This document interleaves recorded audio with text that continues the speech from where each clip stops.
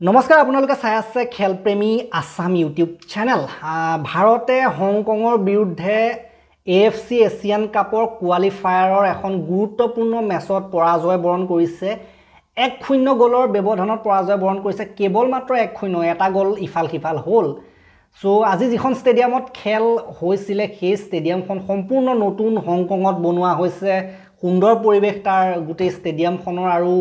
আমাৰ ভাৰতীয় ফুটবল সমৰ্থকসকলে মানে কমেন্ট কৰা মই দেখিছো যে আমাকো তেনেকুৱা ইনফ্ৰাষ্ট্ৰাকচাৰ লাগে কিন্তু আমাৰ আৰু কি ন দেখত আৰু ফুটবলক ইমান গুৰুত্ব দিয়াই নহয় যি কি নহক মেইন কথাটো হ'ল যে হংকঙৰ লগত হাৰিব নালাগিছিলে লাষ্ট টাইম যেতিয়া ইণ্ডিয়া হংকঙৰ বিৰুদ্ধে খেলিছিলে 4-0 গলত জিকিছিলে সো ইণ্ডিয়ান টিমটো বৰ্তমান সময়ত মনোবল হ্ৰাস হৈ আছে ডাউন হৈ আছিল ইয়াৰ আগৰ যিখন ফ্ৰেন্ডলি আছিল হংকং যিটো টিম থাইল্যান্ডৰ লগত হাৰি আহিছিল 2-0 গলৰ ব্যৱধানত হাৰি আহিছিল তাৰ পাছত পুনৰ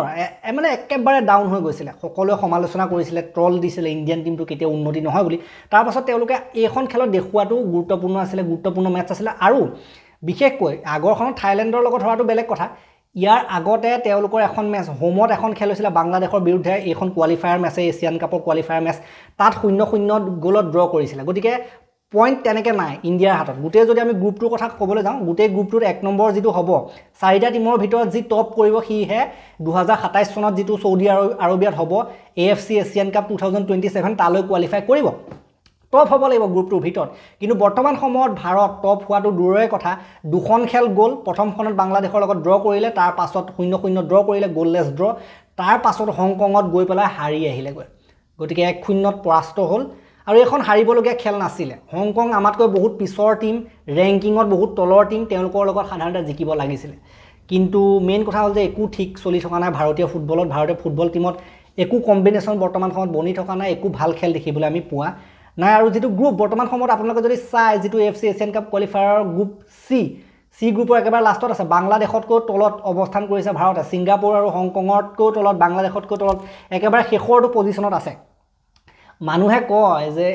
ফিফা ওয়াৰ্ল্ড কাপলৈ কোৱালিফাই কৰিব লাগে কোৱালিফায়াৰ টুৰ্নামেণ্টত ভাল খেলি কিন্তু ফিফা ওয়াৰ্ল্ড কাপলৈ কোৱালিফাই কৰাটো বাদ কথা এছিয়ান কাপলৈকে কোৱালিফাই কৰিবলৈ বৰ্তমান সময়ত ষ্ট্ৰাগল কৰিবলগীয়া হৈছে এনেকে প্ৰথম দুখন খেলত ইমান বেয়া প্ৰদৰ্শনৰ পাছত আকৌ কোটনো বাউন্স বেক কৰিব পাৰিবগৈ চাগে হয় না নহয় ইয়াৰ পাছত আৰু মই যি দেখিছো যে টপ কৰিবগৈ নোৱাৰিব চান্স আছে তথাপিতো মানে যি দেখিছো টিমৰ যি ৰেহৰূপ দেখিছো সেইবিলাক দেখিল এনেকুৱা নালাগে যে তেওঁলোকে আকৌ এছিয়ান কাপলৈ কোৱালিফাই কৰিব পাৰিব গতিকে এছিয়াৰ যিটো মেইন টুৰ্নামেণ্ট এছিয়ান কাপ তাতে খেলিবলৈ যোগ্যতা অৰ্জন কৰিব পৰা নাই ওয়াৰ্ল্ড কাপলৈ কি যোগ্যতা অৰ্জন কৰিব কি ওয়াৰ্ল্ড কাপ খেলিব 100 বছৰটো এনেকৈ হলে ওয়াৰ্ল্ড কাপ খেলিবগৈ নোৱাৰিব দেখোন গতিকে কথাটো তেনেকুৱা হয় ভাৰতৰ যিসকল ফুটবল সমৰ্থক আছে ৰিয়েল ফুটবল ফেন আছে মই এইবিলাকৰ কথা কোৱা নাই যিবিলাক বেলেগ কিবা ইউৰোপিয়ান ফুটবল কিবা বিচাই চাব পাৰে বেলেগ ফুটবলৰ প্ৰকাৰো চাব পাৰে কিন্তু এজ এ দেশৰ টিম ন এজ এ আমি ইণ্ডিয়ান দেশৰ টিমটোকো সাপোৰ্ট কৰিব লাগিব ক্ৰিকেট আমি চাওঁ ক্ৰিকেটটো চাওঁ এই লগতে ফুটবলটোকো সমানে সমৰ্থন কৰাটো দৰকাৰী প্ৰতিখন খেল মই যদি আপোনালোকে মুখ খুলিবলৈ যায় খেল মিছ নকৰো কিন্তু বহুত কম এনেকুৱা সাধাৰণতে দিন থাকে যিকেইদিনা আমাৰ ভাৰতীয় ফুটবল টিমটো জিকিলে ভাল লাগে অবিয়াসলি ভাল লাগে কিন্তু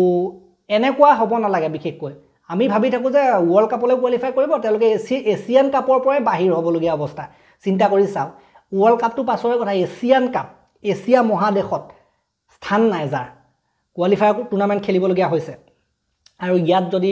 আৰু এখনমান হাৰিবলৈ হয়তো দিগদাৰ হ'ব কাৰণ টপ টিমহে যাব পাৰিব ন তেতিয়া নেক্সট আকৌ ৱেট কৰি থাকিব লাগিব যি কি নহওক এছিয়ান কাপ খেলিব নোৱাৰিব এনেও খেলিটো লাভে নাই লাষ্ট টাইম খেলিছিলে এছিয়ান কাপ খেলিছিলে তাত এখনো মেচ জিকিব নোৱাৰিলে আপোনালোকে দেখিলে যিসকলে চাইছে গম পাইছে গতিকে এই ভিডিঅ'টো মই ইমানটা সমাপ্ত কৰিম আৰু বেছি বৰ দুখ কৰিলে আপোনাৰ সুখ কৰিলে আপোনাৰ এনে গৰমে দহি আছে আৰু তেওঁলোকৰ অৱস্থা ভাৰতীয় ফুটবল টিমৰ এয়া বেয়া অৱস্থা ৰাইজৰ বহুত বেয়া অৱস্থা হৈ গৈছে গৰমেটো দহিছে গৰমৰ ওপৰতে ভাৰতীয় ফুটবল টিমক সিজাই পেলাইছে গোটেই খেলখন বহুত গুৰুত্ব সহকাৰে চাইছিলো ফেন কোডত খেলখন হৈছে ফেন কোডত সাধাৰণতে 25 টকা নে কিমান দি চাব লাগে কোনোবা এটা মোক কৈছিলে লগৰ এটা যে 25 টকা বলে এনে খৰচ নকৰিবি এইবিলাকৰ খেল চাই সত্য কথাই কৈছিলে 25 টকা মই নিনিয়ে লাষ্টত মই চালো যে ক'ৰবাত ফ্ৰীকে চাব পাৰি নেকি লাষ্টত লিংক এটা পালো লিংকত গৈ পেলাই চালোগে কিন্তু একে অৱস্থা 90 মিনিট ভালকে চাইছিলো গোল হক চান্স পাইছিলে 2-3টা চান্স পাইছিলে গোল ভৰোৱা কিন্তু গোললৈ নাই যোৱা গোলৰ মেন টু মেন পাইছে সাধাৰণতে 1-to-1 সিচুৱেচন পাইছে গোলকিপাৰৰ লগত তাৰ পাছতো গোল ভৰাব পৰা নাই গোল কাখেদি মাৰি পঠিয়ায় ষ্ট্ৰাইকাৰে বল কাখেদি মাৰি পঠিয়ায় মুখামুখি পোৱাৰ পাছতো গোলকিপাৰৰ সৈতে মুখামুখি হোৱাৰ পাছতো মানে বল